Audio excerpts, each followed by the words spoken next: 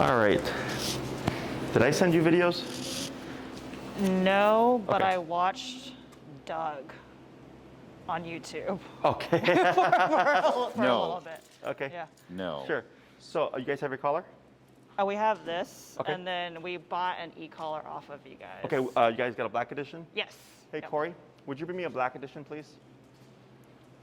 Alrighty. So when it comes to fit, you had to fit one of these? No. Okay. We haven't done anything with it because Okay. I didn't want to do it wrong. Sure. It's funny how these different metals feel different, like when you handle the prongs. Okay.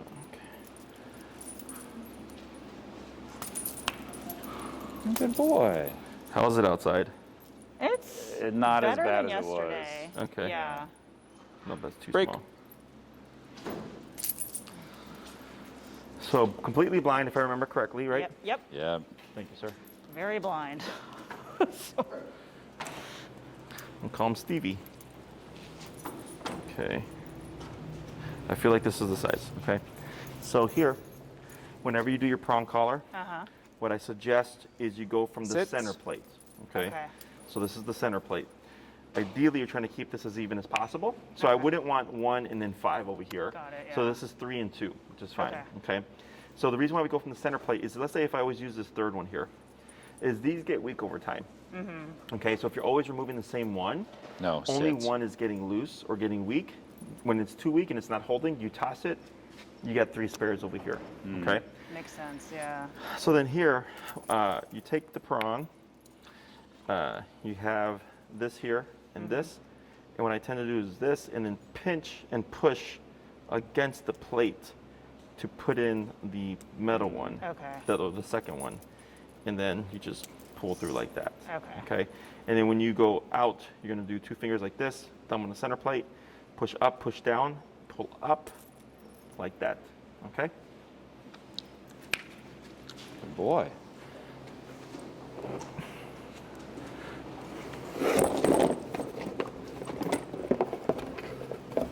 Has he worn a Dante, right? Dante. Has he worn a prong ever? No. No. Okay. Not to our knowledge. Okay. Yeah. And you guys are doing 6, correct? Yes. Okay.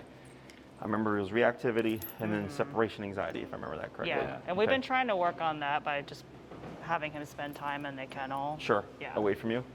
Yeah. We're like still- we'll yeah. be 20 feet away in the other room, Okay. you know, still talking and whatnot. And he's been kind of whiny about it, but Mm-hmm. he's eventually he'll like after a while chill out until he hears us like walking by, and then he's like, "Oh my god, I might get out," and he'll. Oh, sure. Then he gets excited. The Okay. last time we had him in, though, was the first time he really was trying to push on the door.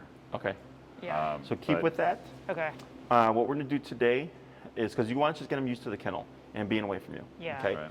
I know there's like the stuff when you leave and all that, that's a different thing. But Right. just start getting him used to being, even if you're in different rooms, that works just fine. Just separation, so continue with that. Okay. What we're going to do first is we're going to go, we're probably going to start prong first today. I want Okay. to see how he responds to it. Okay. So prong and e-collar are perfectly safe to use. Okay. However, if he's never felt that before, he's probably going to freak in the beginning. Okay, because he's gonna be like, what the hell are these spiky things against me? Okay, so we have to work him through that pressure. Okay. Once we see him get comfortable with that, we'll start to incorporate the remote collar. Okay, because if I come in with that pressure and this pressure, and he's completely just like overwhelmed, it's gonna be too much stress. Yeah, Okay, so we'll go ahead and what you're gonna do with that is, you see on the gentle leader here where the strap goes right behind the ears. That's like where your prong collar is gonna go. Okay, so you'll take your leash and you'll clip it to a standard flat collar. You'll remove the gentle leader and then clip on the prong collar. Okay. Regular. It's okay, bud. It's okay. He's like, freedom! JK.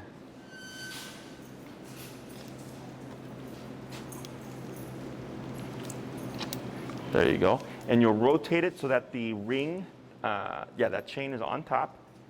Good. You're going to clip your leash to that one that swivels. That's called the live ring. Okay. Like that. Exactly. Who's going to be the primary handler? It's kind of 50-50. Okay. Yeah. Sit. Do you happen to have food or Sit. treats with you? We Set. bought treats. Okay, so Yeah. let's go and get the treats out. Sit. Good boy.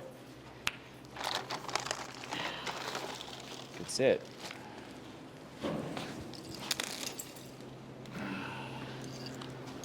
Okay. So Right what now we're I'm gonna- pocketless. I'm sorry? I'm pocketless, so I have a baggie. Okay. Yeah. So what we're gonna do is I'm gonna teach you guys the concept of pressure. Okay, so most dogs I would simply do remote collar, but because he's blind and he doesn't have the reference, like I think the other blind dog I told you about, he can see shapes. So he can still see the owner here, he just can't see him clearly, right? So since he's completely blind, we have to have, he doesn't have a target. So the prong is there to kind of give you the leverage to direct him and guide him. Whereas the remote collar is the tool, it can do the same thing, but it's the tool that's going to primarily shut down the reactivity, separation anxiety, because then you'll be able to match him directly at the press of a button, okay? Corey, would you bring me a camera battery and the placemat in the puppy room, please? So what we're going to do here is we have to teach him the concept of pressure. So pressure on when we need something, pressure off once he complies, okay? So when we use prong collar, a lot of dog trainers call it like power steering on a dog, because it gives you, much like the gentle leader would, immediate control, okay? So when you're doing directional pressure, in the beginning I want you to think straight directions. So like forward, backward, left, right, up, down. Okay, we don't want to do angled out. So like the client that just walked out before you, we incorporated a prong for his training. He kept doing angled pressure, and it was confusing the dog. Okay, whereas this would have just brought the dog straight forward. So she didn't know, do I sit or do I move forward? Because he had conflicting directions going on. Okay, so here I'm going to teach you how to start conditioning him to pressure. We'll see how he does, and then we'll start to use this for walking. And then during the week, you'll have your homework, and by next class, we'll most likely be incorporating the e-collar. Okay. Okay. So here, this is a dog bed. This is a placemat. Trying to think if it's easier if I explain it to you or show you. Go ahead and bring him over here. Break. Break. Come here, bud. Come on. So actually, because you're familiar with the gentle leader, it's going to be very much the same, except now the language is a bit different. Okay. So go ahead and take a hand over a treat here. Okay, now you're going to anchor yourself and you're just going to stand still like this, okay? And for Dante, you're going to pull a little bit forward. This way, bud. No talking, just forward. Now up, up. Wait a moment, now relax. Now give food, Good boy. like that, okay? So what we're doing is we're teaching pressure on. He gave you this response, pressure off, reward, okay? Okay. So did we talk about the 4 quadrants of training last time? Do you I don't guys know think them? so. Positive reinforcement is like the big one. We're called the yeah. So we have positive reinforcement, positive punishment, negative reinforcement, negative punishment, okay? Positive, negative mean add, subtract. Punishment means bad, reinforcement means good. So here that was technically positive punishment. You added something bad, you added pressure. When he sat down, that was negative punishment. You removed something bad and you added something good. Does that make sense? Yeah. So that's what we're conditioning him here, is that when he feels this pressure, it's directional pressure. Most dogs' instinct is to go against pressure. So if you pull forward, they'll pull back. Okay, so if a dog's being reactive and they're pulling forward and you're pulling back, they're going more forward, you're actually creating more reactivity.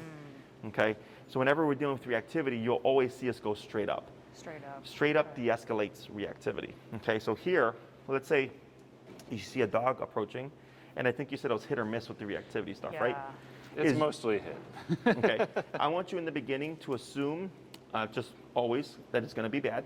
You would step aside, and you would right away pull up to condition him to sit without saying sit. Okay, because if you said sit and he does it, he avoids the pressure. But we don't want him to avoid the pressure. We want him to take the pressure. Okay, because the pressure is actually what helps dogs settle. Okay, so once you give him pressure and he gives you the sitting response, you would relax tension. You could feed. You would shorten your leash in anticipation of he's probably going to lunge and bark. If he does, I go straight up. Now, for you visually, he is going into a sitting position, okay? But it's not a sit. It's what I call a relax. Okay, so the difference between sit is mechanical. Sit, bark, bark, bark, bark, but I can still be reactive. And what we're teaching is put your butt down, but also chill out. Okay, so that's going to be the difference. So in the beginning, there's not going to be much word. It's all going to be pressure. If you feel the instinct to say something, that's probably your cue to use pressure. Okay, we're just, especially with positive reinforcement, there's a lot of sound. It's a very sound-based, right? But here, it's too many things. Okay, and plus he doesn't know what English is.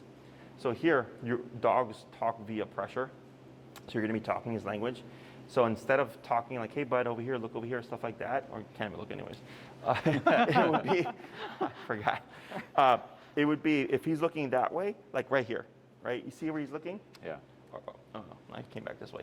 Is you would counter him with pressure like this, and you would see him redirect over here. So like right there, pull, and then like that. You would ease the pressure. Okay? So, for instance, again, pull. No. Up, yep. And then relax. Yep. Good boy. Like that. So right there, he overcompensated. You countered him looking over there.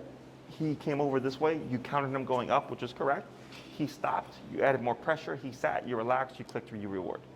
Is that making sense? Yep.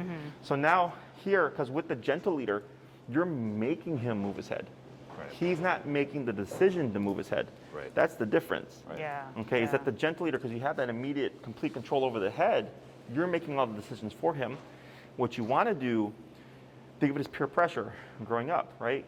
Other kids putting you under pressure, make you feel uncomfortable to get you to do something that you shouldn't, right? We're doing that same kind of concept, except we're trying to fix something, right? We're trying to get him into doing the right thing. Correct, right? So here, now, let's say you're on the street. You're sitting on the sidewalk, right? And he's looking that way because he hears a dog coming. You could counter him early on. And what you're teaching him is like, hey, that is something you don't have to worry about. And he looks this way, click reward, right? And you keep repeating that, and you're going to get explosions, expect them to happen. But what you should start seeing is he's going to go, I hear a dog over there. I want to look, but I know something negative is going to kick in if I do look. So what happens if I just keep my attention over here? Nothing happens. Yeah. Okay, he avoids the pressure. So aversives or pressure can teach things, but also teach or deter things. And then we're doing a bit of both. Okay, so here, see how he's looking again? Yeah. A little bit of pressure, and then relax. There you go. Back again, pressure, and then relax. Wait a moment. And then relax like that. And go ahead and click, reward. Okay, so he looked, you corrected it, he looked again, you corrected it. He got a little confused, right? It's okay. And then he's now, It's loose skin around his neck. It's like you move it and it almost pulled up over his head, or it felt like it would. no, this tightens when you pull, so he cannot slip out of it. Yeah, Okay, unless it were fit to be fitted incorrectly. So is that all making sense now? Yeah. Okay, so I'm teaching you and him the concept of pressure. So then, but this pressure is negative pressure. And in this sense, I mean bad pressure, because he's not going to want to feel it again. Gentle leader is blunt, it's neutral. You're just making him do stuff. There's no real discomfort there. Got it. Okay, Yeah. but that's why it's not as effective for stopping things, because it's just a neutral tool. Okay, but it gives you the same amount of control, but there's just no bad to it to deter the dog. Right. Okay, questions so far? Nope. All right, so what we're going to do here is we're going to use this placemat to teach him and you the concept of pressure on, pressure off, and then we're going to start applying this to leash walking, okay? So what I'm going to have you do here is note words, is you're going to take a step forward, and for Dante, you're going to pull straight forward towards the placemat. Once all of Dante is on the bed, you're going to click reward, okay? Pull, pull, relax, click reward. Good. Now here, if Dante were to try to get off, you would kick in again with directional pressure, leading him back to the placemat. And then once he gets back on again, you would remove the pressure, okay? Does he have a release word from previous training? Break. Break? Okay, so here, put pressure on, then relax. No click here though, because that is a correction. Pressure on, pressure off, right? You Very want to go good. straight back, not up at an angle. Right. Like I was doing, yeah. So here, when we do correctional pressure, we don't reward. So he's thinking, okay, I stepped up on this object, okay? And when I stepped down off of the object, pressure kicked in again, there was no warning. But as soon as I stepped back on the object again, the pressure disappeared. Right. Okay, so now he's thinking, okay, whenever I feel myself going up to something, I should stay within that boundary. Because if I step off, there's an unwarned correction. But as long as I stay on, nothing happens. Okay? And now you're going to cue the word break, and you're going to just walk backwards. Backwards? Yep. Break. Like that. Good. And we're going to repeat that a few times, okay?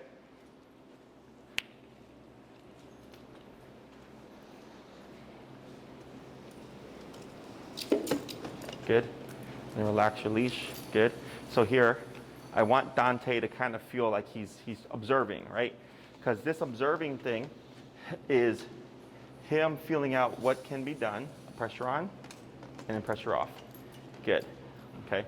And he has to test these things. Right. In order for him to learn not to do it, he has to try it, have something negative happen, do something else, negative go away. Right. So then he thinks, okay, when I feel, again, myself going up, if I stay up, nothing happens. Okay? Break. Backwards. Yep. Break. He just turns around. Good. We're going to try that 4 more times, okay?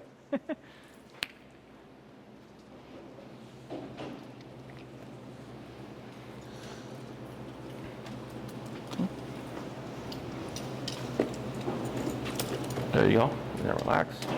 Right. Wait a moment. Right. So you felt the ledge there. Okay. Wait a moment. Good. Break. Break. There you go. 3 more times. And when you get him up, once he completes it, click reward. And then you want to have your next treat ready. So when you tell him break and you pull him off, the moment he steps off it, the pressure turns off and click reward. Okay? Okay. So the reward kind of happens simultaneously with the release of pressure. Okay?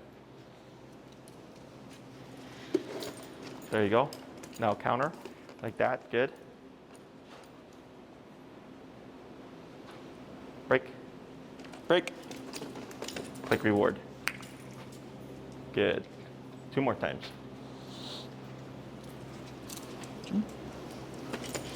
Good. Counter pressure. Yep. Good. Break. Break. Good. Click reward. 1 more.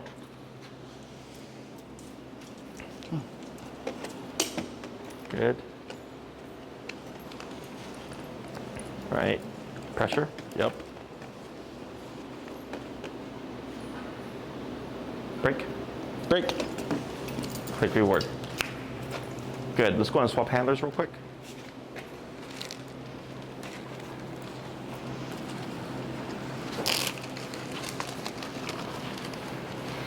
Oh, he loves these treats. You want to go forward, I think. There you go. Click Yep. reward. Good. Now here, if he jumps off, you would counter him, but there would be no click reward. Okay. So corrections are not rewarded, only when he performs the task. Break, move backwards. Break. Good. Click reward. Good. We're going to repeat that 4 more times.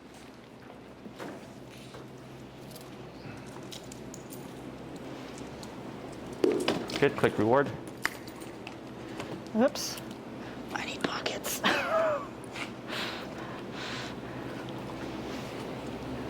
Break. Break. Good. Click reward. Good. 3 more.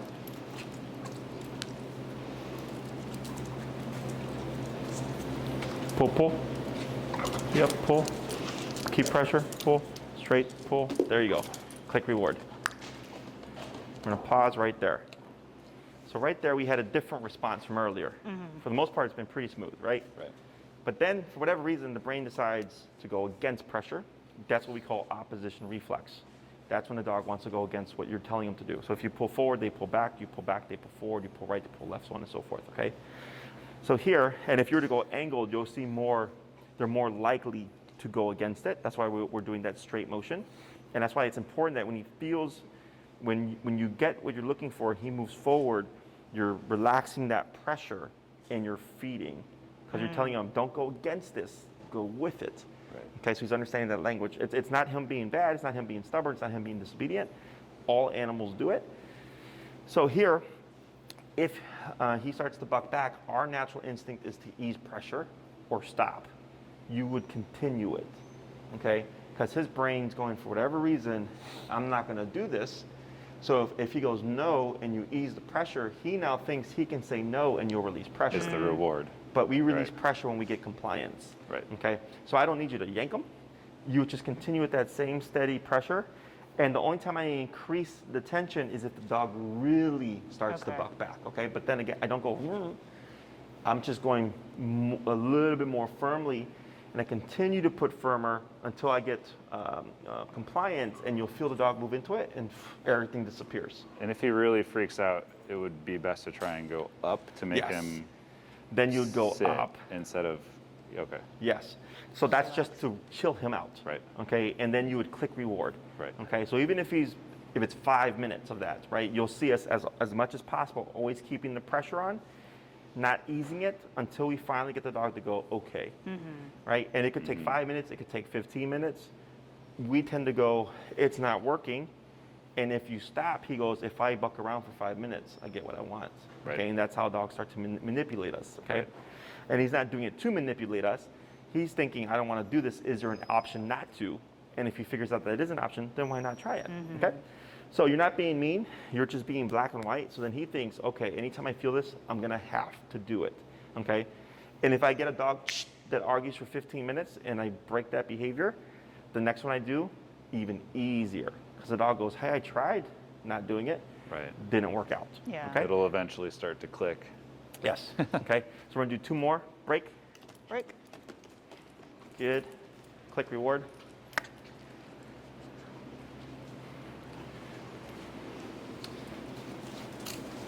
Right? Right there. Good. And you can already see him looking for it. Or feeling for it, rather, with his front paws. Break. Break. Good. And last one.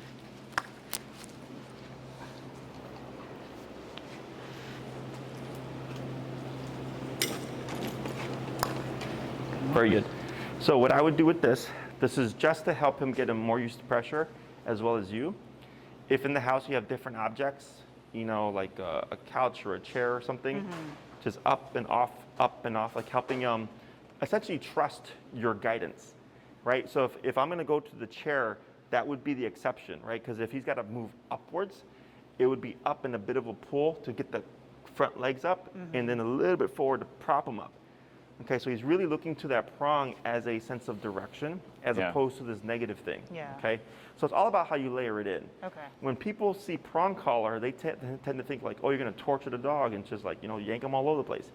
That was a method of training way back when. Okay, now we do pressure work, and everything that you're doing here is pressure work. Okay, so he's thinking, and I can see him. That 4th one in, I saw him walking up to it and just kind of feeling with his paws. Right. He's now learning, when I feel this, there's an object I'm gonna need to step off of. And when you're saying break, you can already see him looking to go get off of the object, right? So you can use things within the home to start getting him to understand that this thing that I feel in my neck is just guiding me where to go. Right. Okay? Yeah. Questions about any of that so far? No? Nope. No. Excellent. So move backwards. I need Meaning more break. treats. Reload. Reload the hand. Oh. Break. So now we're going to go into the healing exercise, geez. okay? And this is the primary one for the reactivity. This one is simply to do something in the home so you practice pressure more regularly, okay? So when we do prong collar heel, what we're going to start out with is more slack, okay? So you're going to give about 3 to 4 feet of slack on your leash there. Okay. And I train traditionally on the left. Do you want left or right? We usually keep him on the I'm right. Okay. Yeah. So okay. So now what you're gonna do is we're gonna flip things, and you're gonna have to remind me that he's right. Okay. Okay. So with him on your right side, you're gonna walk with Dante. We're giving him that slack intentionally because I want him to go away. So when you're walking with him, when Dante forges ahead, what you're gonna do is you're gonna immediately pivot to go this way, and you're just gonna anchor your arm. At some point, because we're going opposite to each other, pressure is gonna kick in. He's gonna feel it. He's gonna go, hey, what's going on? He's gonna start coming this way. Okay. You would click, and then just have your hand here as a reward, okay? And what we're gonna start, for him, we're most likely gonna try to condition him to contact, natural contact with the right leg. Okay, so if he can't see you, he can feel you. So he might be bumping into you for a bit because you're gonna need to be his reference point. Okay, so here, go ahead and pivot like this so that he's on your, no, I'm sorry, yeah, like that. There you go, and give him a little bit more slack. Like that. That's good. Excellent. And then go ahead, and you have treats. Go ahead and walk forward. Now turn. Forward. And you're going to click reward. Good boy. Yep. Bring them in. Good. Forward. Turn. Click reward. Yep. Good boy. So we're just teaching him when he feels pressure here and he goes the opposite way of it, or goes with it, that pressure goes away. Turn. Keep forward, keep forward, keep forward, keep forward. There you go. Click reward. Good boy. Good.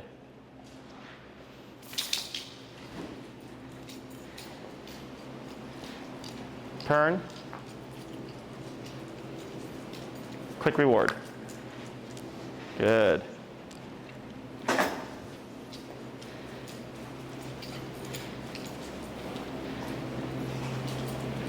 Turn. Click reward.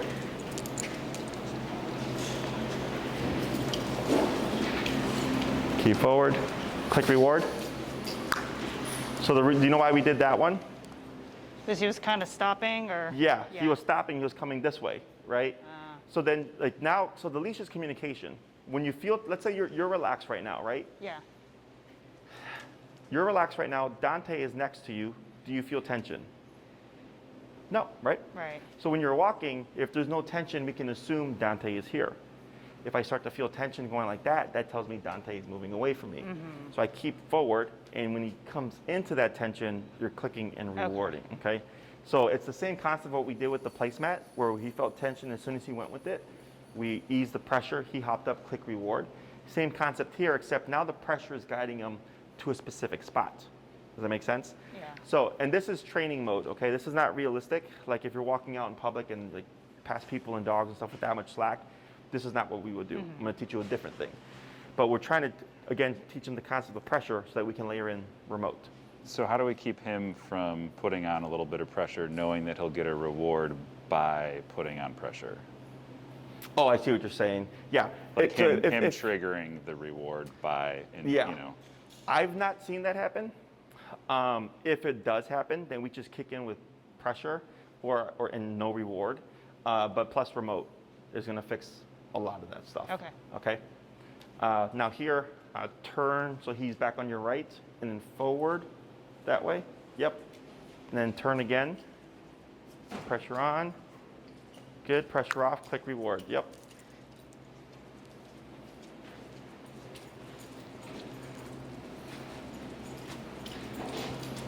Turn. Good. Pressure. Click. Reward.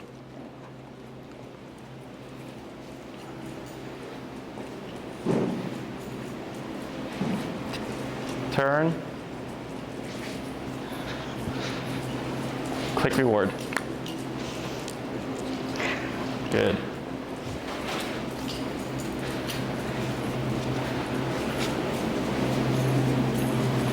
Good. Now slow turn here.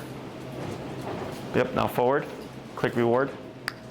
Good. Good boy.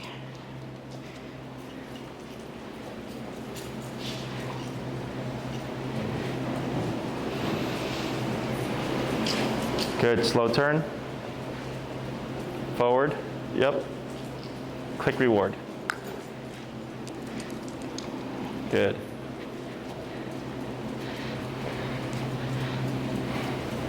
Now slow here. Slow turn, Oh, slow turn. forward, quick reward. Good. I'm gonna have you go at a fairly brisk pace here. Forward. A faster pace? Oh, can I get more treats? Oh, reload. Reload. Whoop, whoop. I got it. Okay. Sticky hands. Now slow. Turn. Good. Quick reward.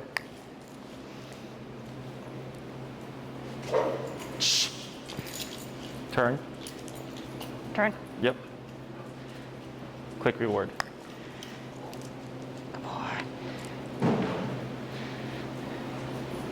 Good. Turn.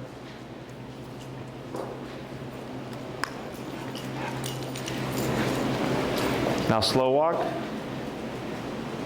Slow turn. Keep slow like that.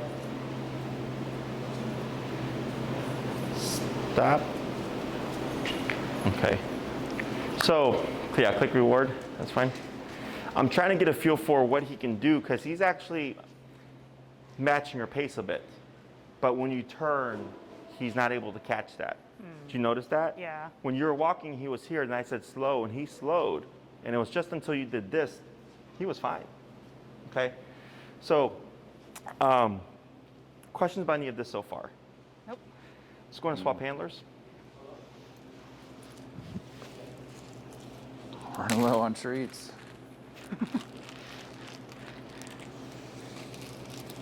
And if you want to use his kibble, or does he eat raw? He has kibble. He has yeah. kibble? You can use his kibble for this stuff. Okay. You know, so he's not. Getting all the premiums. Yeah.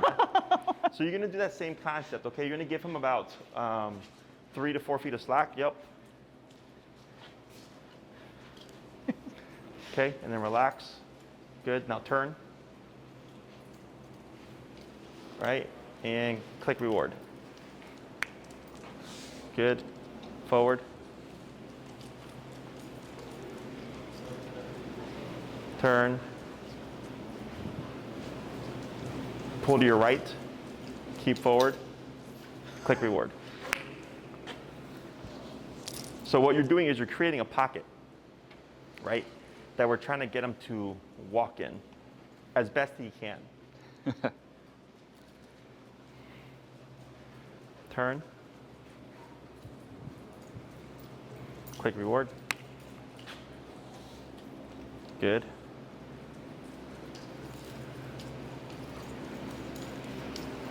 Forward. Yep, right there. Good. Turn. Good. Now here, go ahead and walk your normal pace. Now start to slow down. Turn. Yep. Good. Click reward. Good. What I'm going to have you try to do here, if you can, when you do your click reward, keep your motion. And then, Okay. yes, you're going to keep moving, but you're going to click reward at the same time.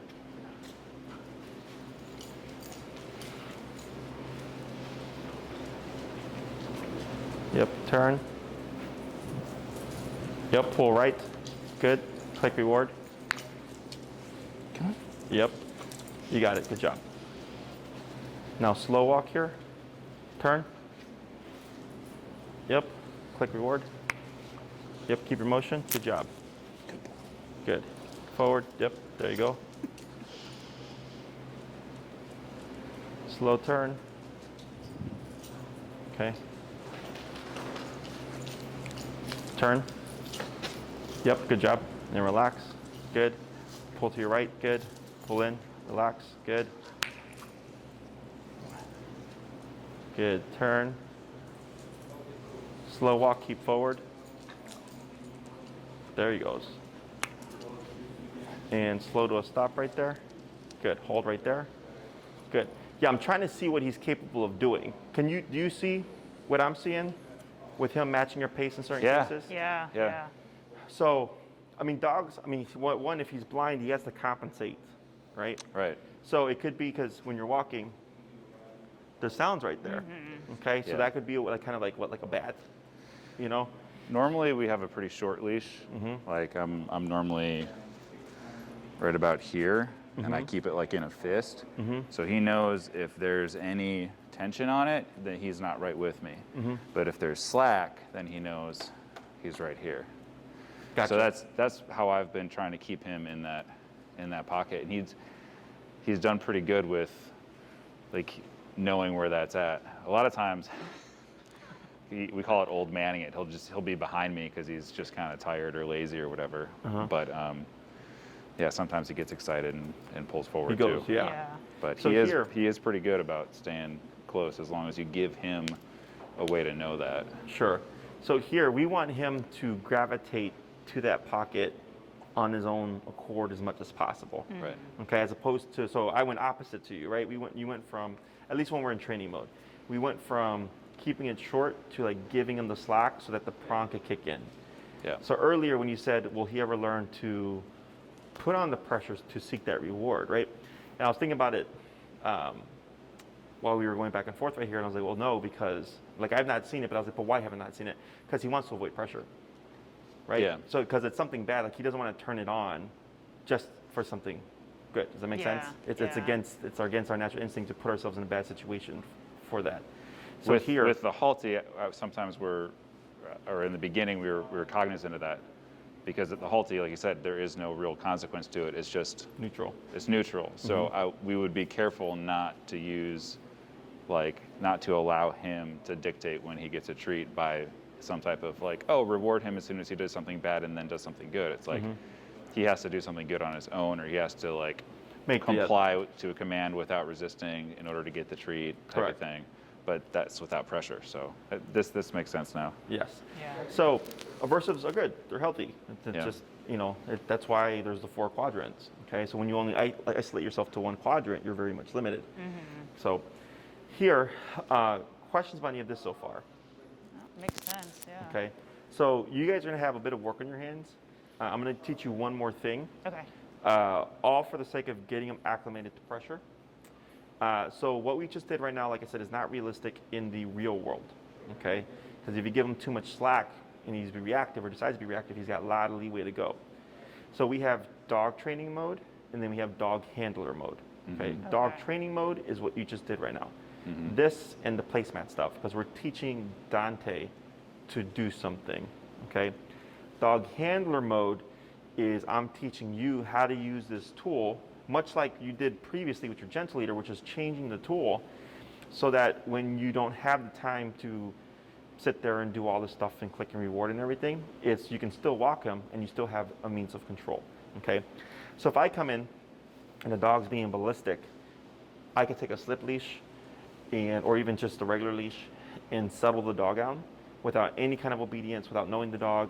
Literally within a couple of minutes, I'll have the dog laying down, resting. That's dog handler, okay? So that, me being a very good handler allows me to come in when things are going crazy and regain control of the situation without any kind of dog training. Dog training is teaching the dog, okay? So I have to do both. I have to teach you and I have to teach him, and we're gonna see what's gonna work best for Dante. Is gonna be one approach, the other approach, or both approaches, okay?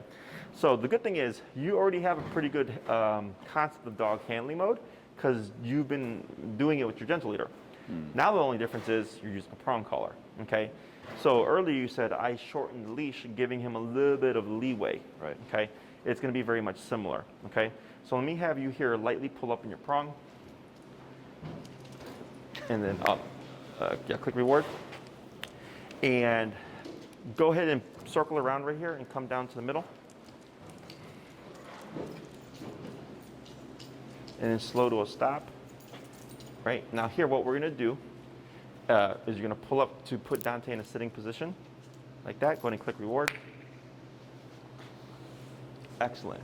Hey Corey, would you please pop a prong collar on a Zula and bring her to me, please? Yeah.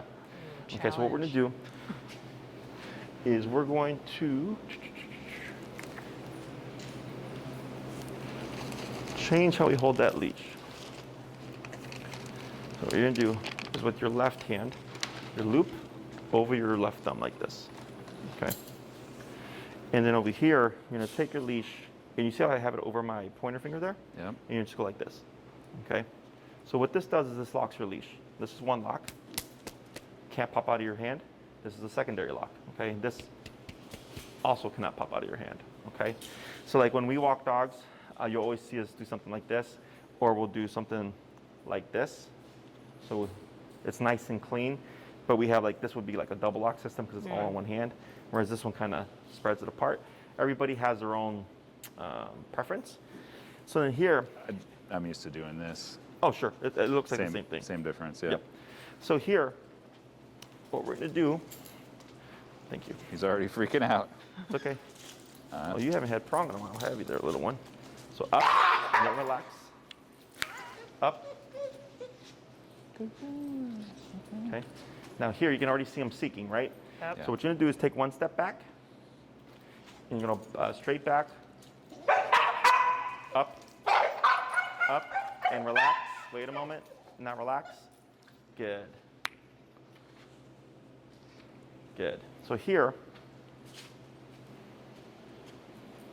good. So when we're doing this, I'm going to show you, for example, with the Zula here. If I walk with her and I'm in handler mode, I don't want to give her that much space, okay? So I'm here.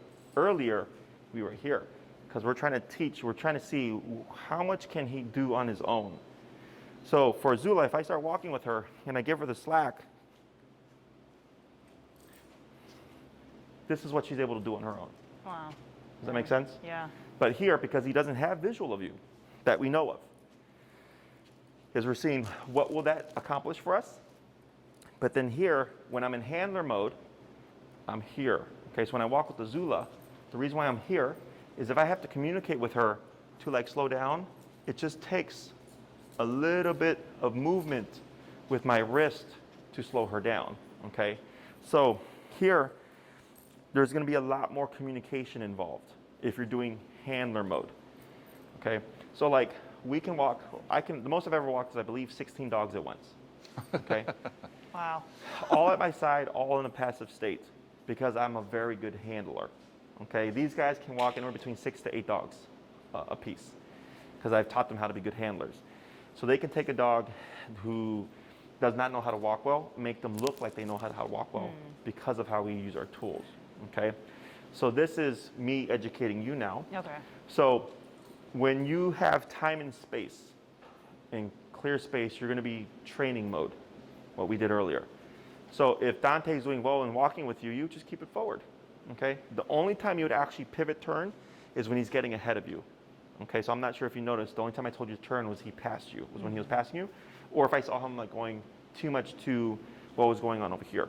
Right. So then if he's on our right side, he passes you, you always pivot turn, he lines up with you, you click reward, you keep now going back the opposite direction.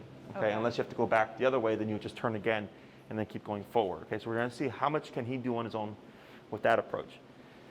This approach is, hey, we're walking in the neighborhood, we don't have time to do that, okay? We just need to walk Dante and also have control of him if we see something, okay? So we shorten our leash.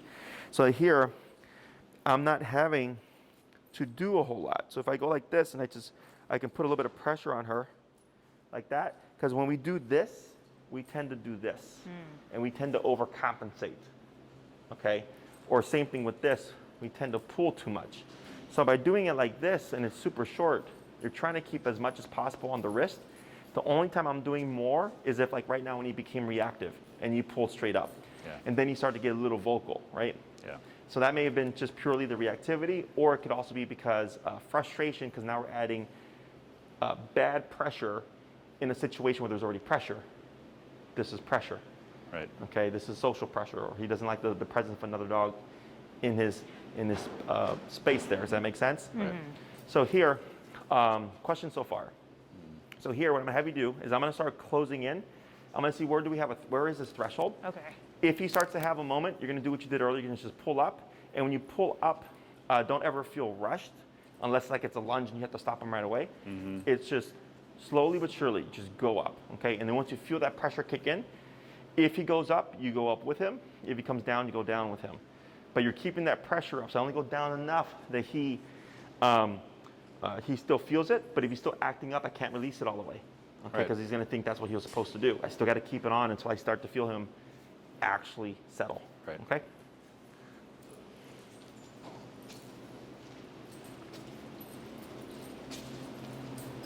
Little counter pressure. There you go, like that, good. Counter pressure, good. So sniffing is okay.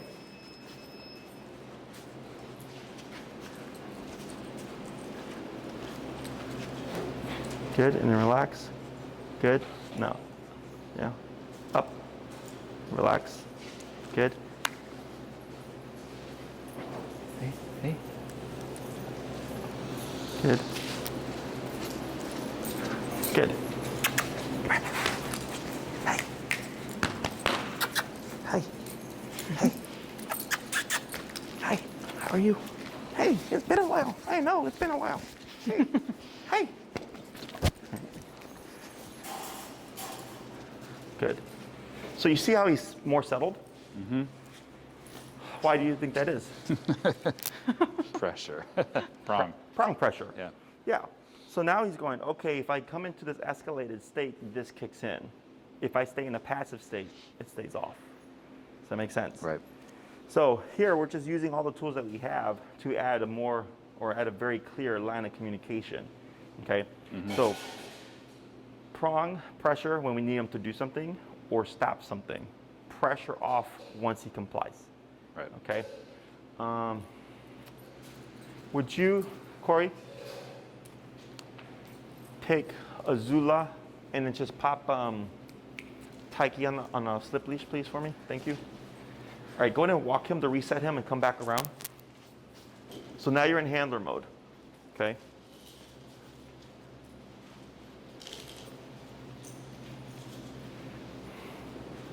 You're gonna slow turn. Yep, good. Forward. Good. Yeah, keep forward. It's okay. There you go. Work them through it. Good. I need some more treats. Ah. Running low. We got those Crunchios, a couple of Yeah. them.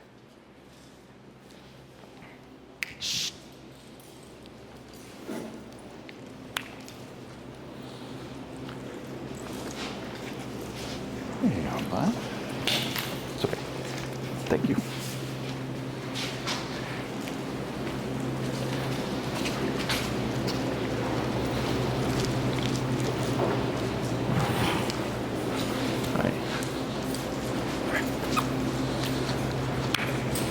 Good, so just keep it moving.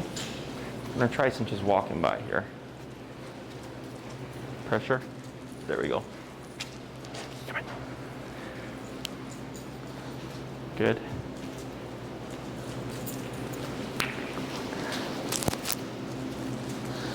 There you go.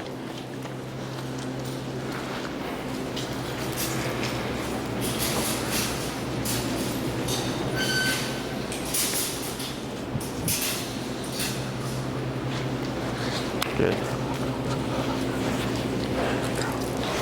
You know, walk past me.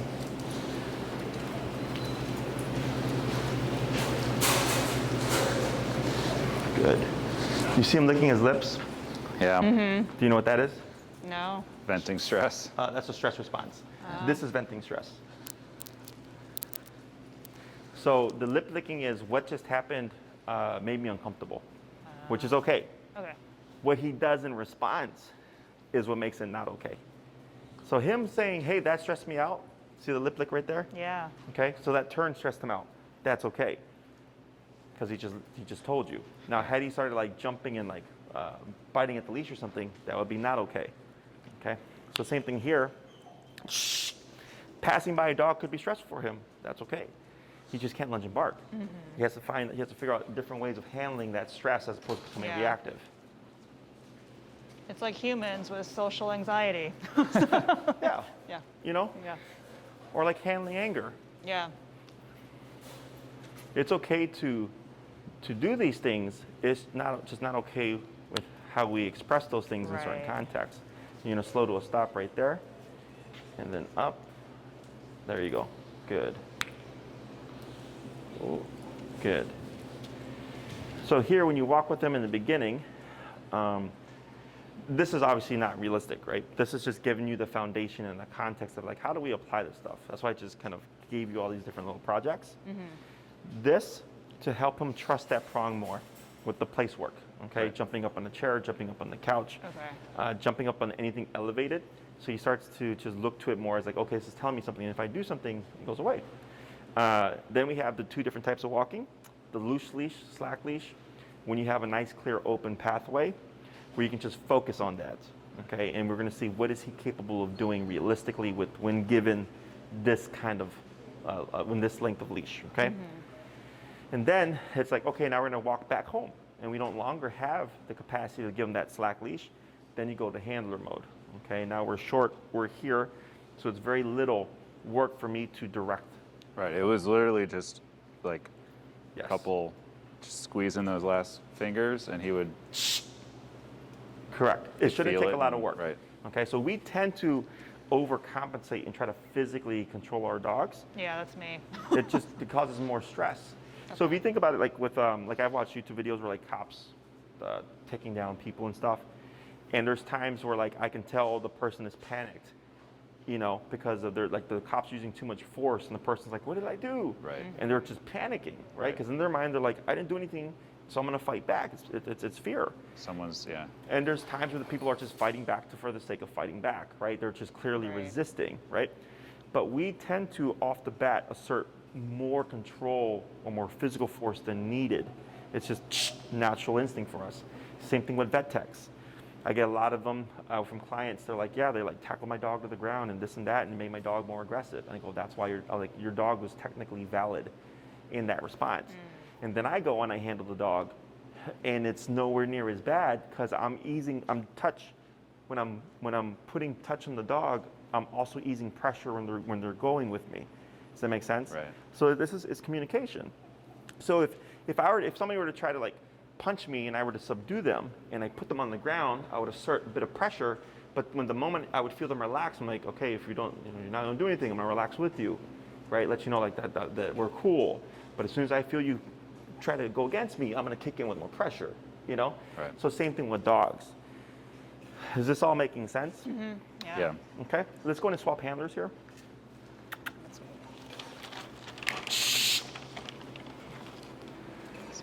Crunchios. And when you're in handler mode, realistically, don't worry about the click reward stuff. That's when you're in training mode. When you're in Okay. handler mode, just focus on keeping Dante under control as best you can. Okay. Okay, keeping him in position and stuff. Because if you try to do both in the beginning, it's probably be a bit too much. So what I'm gonna have you do is go ahead and start to move with Dante.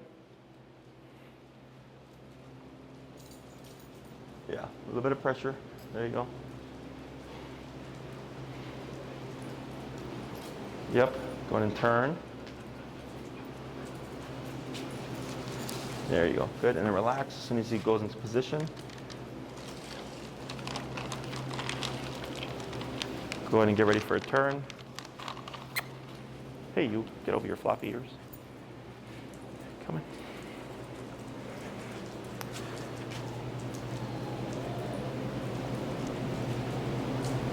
Good. Good girl.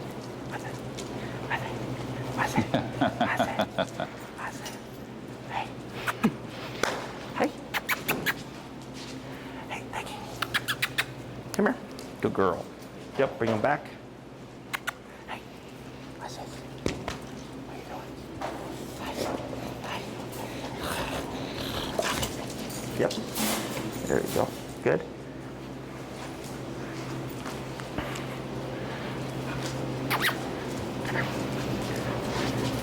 So you see him a little bit stimulated here, right? So there you can add a little bit of counter pressure. So that's what we would call residual. Okay, keep moving.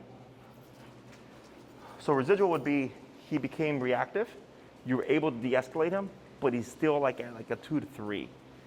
Okay, so when you're doing that, if you see him at a 2 to 3 and he's scouting, if he's looking this way, you would just counter him to bring him back in this way, Okay. towards you. Okay, and that should help resolve any residual reactivity there. Good. Because if you leave him at a 2 to 3, what we get is what we call stacking. So you bring him from an 8 to a 3, but he stays at a 3. So then when he sees the next dog, he's able to go to a 10. Yeah. Okay. Okay. Good girl. Hey, don't ignore me. Hey, don't ignore me. Don't ignore me. Yeah, he thought about it there. Very good. Bring him around, and you can slow to stop right here at the corner.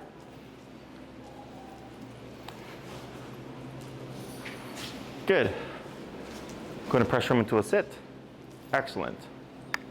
So here, very good, is now, like, so that's a correction, right? Shh. We wouldn't reward that.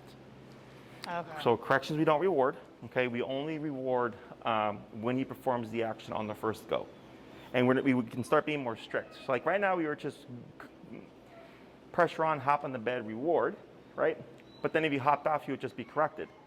So if I'm trying to advance that, it would be pressure on, stay on the bed, don't get off for a few seconds, and then reward. So it would be delayed a bit, okay?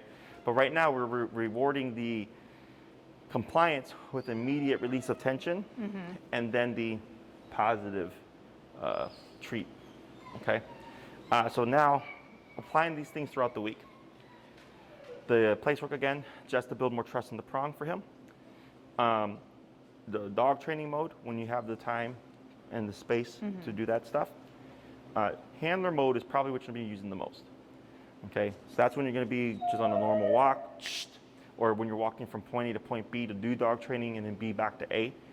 If you're walking in a tight quarter, you're going to be in handler mode. Okay. Now there are exceptions to this. So like it's easiest to always teach a dog to walk at a singular side. Okay, so like Taiki here is trained to walk on the left. So for you, he's gonna be trained to walk on the right. But like, let's say you're in a situation where walking on the right, would you take it when you're done? May not work for the situation. You can bring him to the left. Okay. But you wouldn't do it like this. A lot of people do it from the front. You want to go from behind because it's easier because you can keep your movement, pass him over, and just go. So you can use space to your advantage. Okay, so like let's say you're walking down the sidewalk and he's on your right side, you happen to be on the left side, and it's that person is also walking with their dog on the right. So it'd be person, dog, dog, person. That's really close, right? And if you don't have space to step aside, I can bring them over, shorten that leash to add a buffer as we pass by, okay? Ideally, for this week, this might be a bad week, by the way, is now you're gonna step aside to the curb, shorten your leash, don't say sit, always use that pressure. Pressure him into a sitting position. Don't worry about reward, just shorten that leash, okay? So like here, go ahead and turn so you're more next to him. So just turn a little bit, like that, perfect. And I'm gonna have you shorten your leash a little bit more. Okay, the reason for this is the more slack he has, the more range of motion he has. Okay, so if I give him 5-6 inches, he's got 5-6 inches to go, but you also have to think about how far is your hand gonna go. If he's giving a lunge, he's gonna take some of you with him, right? So here, that limits how much range of motion and momentum he's gonna be able to have to build up, but also pull up. You only have to go that far to add upwards pressure. Go ahead and give more slack. Now pull up. Now you got to go all the way up there. So the further you are away from that prong, the longer it's going to take you to add pressure, but also he's going to have that length of leash to go this way.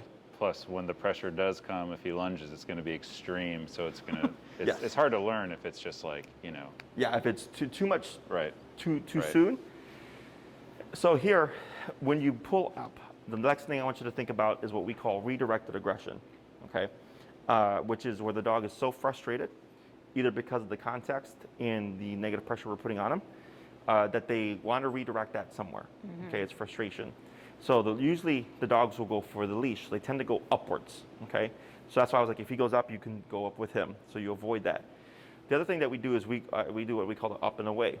Is if I go up, I also step away.